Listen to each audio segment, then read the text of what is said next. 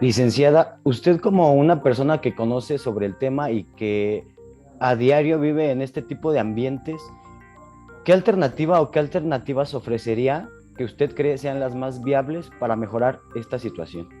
Definitivamente creo que a donde debemos migrar es a este proceso de concientización de los alumnos. ¿Por qué? Insisto, es devolverle la batuta a quien le corresponde. El maestro, desde las reformas educativas que se han llevado a cabo de 2003 y 2009 respectivamente, nivel básico y medio superior, ¿alguien puede silenciar su audio? Eh, de estas reformas educativas tenemos justamente que el docente, el papel del docente es de facilitador y mediador.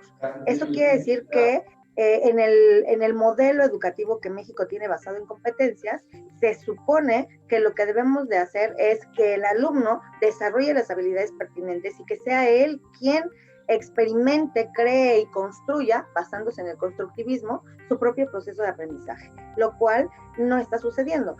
Con competencias, no sé, han salido hasta memes digitales, en donde tenemos justamente alumnos donde ahora ya no solamente se les tiene que digerir tanto el proceso educativo, desde la suma, la resta, la multiplicación, la división de matemáticas, hasta el verbo, sujeto, predicado, ¿no? Y complementos en español.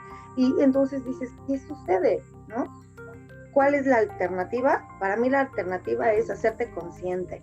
Creo que no debemos perder de vista que estamos en un proceso de depuración en todas las áreas, y suena a lo mejor feo, sin embargo creo que es real. Estamos en un proceso de depuración, que el que no se adapta, entonces se va a quedar fuera, ¿sabes? O sea, suena muy feo. Desde una perspectiva del funcionalismo, desde la sociología, por ejemplo, debemos pensar en que todos cumplimos una función en este país, ¿no? En este mundo. Y entonces, ¿cuál es tu función si tú no te quieres adaptar a las nuevas herramientas tecnológicas? ¿No quieres o no puedes? Entonces, finalmente es eso lo que desde mi perspectiva es lo que va a pasar. Entonces, ¿cuáles serían las alternativas? Creo que se están haciendo. Se están flexibilizando un buen. Fíjate nada más, yo creo, no sé si fue el destino, se flexibilizan un buen los medios digitales. La reforma que empezó Peña Nieto y que aplicó Andrés Manuel López Obrador, de reformas de telecomunicaciones, hacen que sea muchísimo más fácil el acceso a Internet. Se ha ampliado la cobertura y las redes a través de Wi-Fi. Se te están dando más megas, hay más paquetes, hay más conectividad, se buscan más antenas para la telecomunicación. Y aún así, creo que las personas que no tienen teléfono son mínimas ahora. ¿Me explico? En México, bueno, si nos vamos a estadísticas, son mínimas en el área educativa. Hay un porcentaje amplio que efectivamente no tienen teléfono, ¿no? O que no están conectados a sesiones virtuales. Pero en nuestro campo de estudio, que es jóvenes ahorita de lo que estamos hablando, ellos sí ya tienen una herramienta tecnológica.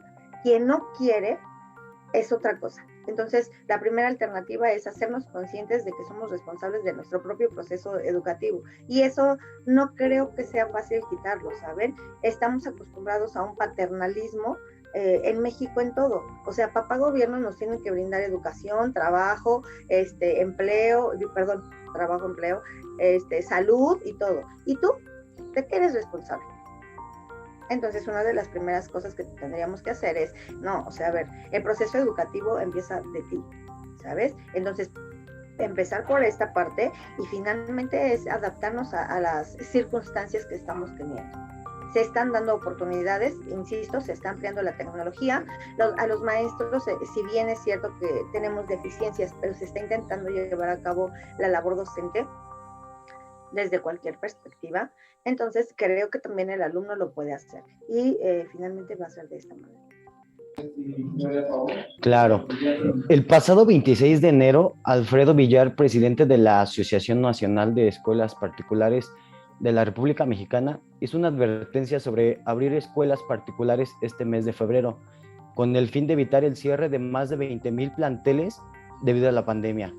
Centrándonos en los alumnos, ¿crees que esta decisión traería cambios positivos hacia ellos o serían totalmente lo contrario en estos momentos? Creo que es bueno para los alumnos. Definitivamente debemos pensar que cuando se da el aviso de la reapertura del sector privado educativo en México, debemos ser conscientes, ¿sabes? Uno, que cuando hablamos de escuelas, estas generan una parte importante de empleo, no solo a maestros, personas de intendencia, personal administrativo, etcétera, ¿sale? Y a gobierno también. Se proporciona educación a un porcentaje importante de alumnos, ¿no? Entonces yo creo que sí, definitivamente debemos pensar que no va a ser el regreso de una manera como antes lo teníamos, será un regreso escalonado y se debe plantear de esta manera, se ha planteado en el sistema educativo de esta manera.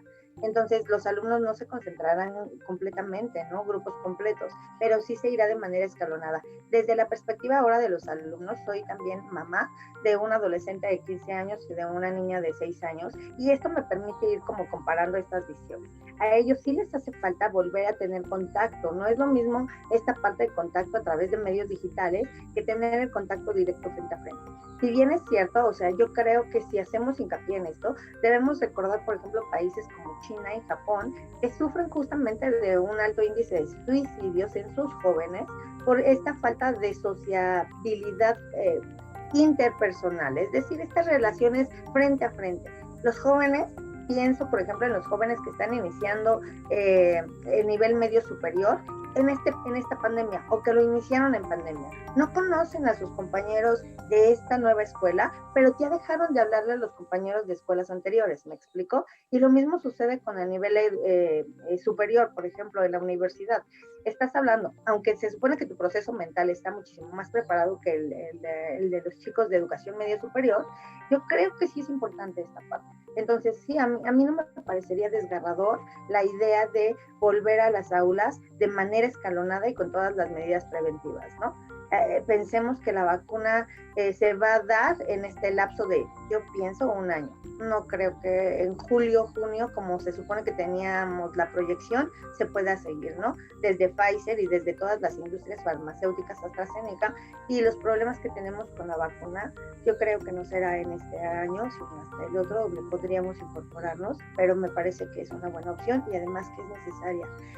Creo que como si nos reconocemos como seres sociales, definitivamente los jóvenes, en este caso, tienen una alteración importante psicológica, ¿no? No es lo mismo estar conviviendo todo el día con tu papá y tu mamá o tus familiares a tener amigos y que les puedes hacer videollamadas y demás, pero no sustituye como este encuentro frente a frente, ¿no?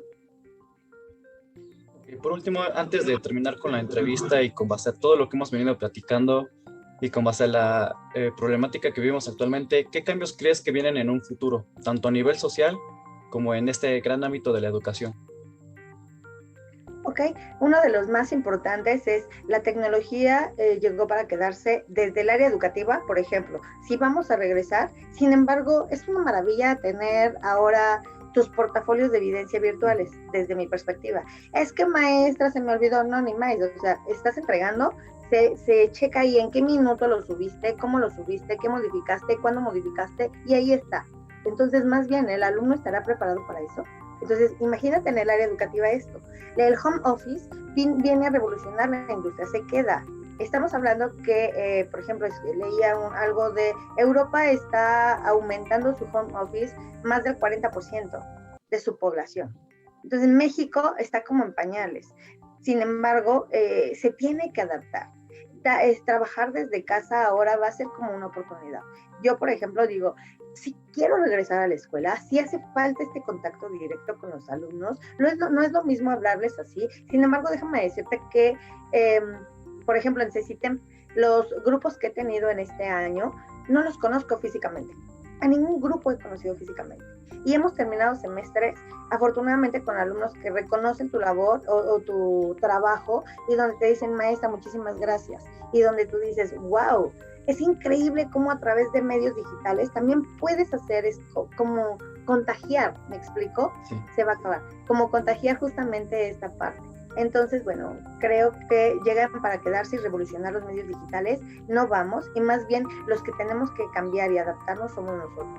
O sea, ábrete justamente a todos estos cambios tecnológicos y científicos y de vida cotidiana que vamos a tener, porque no es la nueva normalidad, va a ser la normalidad que vamos a tener y que nos tenemos que adaptar. Y más bien no es empezar a de, ay, es que me voy a quejar, no, ni me, o sea, más bien lo que tenemos que hacer es adaptarte y sobrevivir. Sí, no, exactamente. observar todos estos cambios que hemos estado viviendo desde la pandemia, tanto a nivel personal como profesional y a nivel de educación.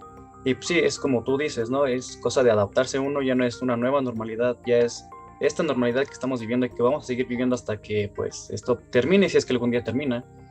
Y pues agradecemos mucho tu participación, tus grandes aportaciones, tu conocimiento y tu experiencia en este ámbito de la sociología y la educación. Muchas gracias, licenciado. Gracias a ustedes.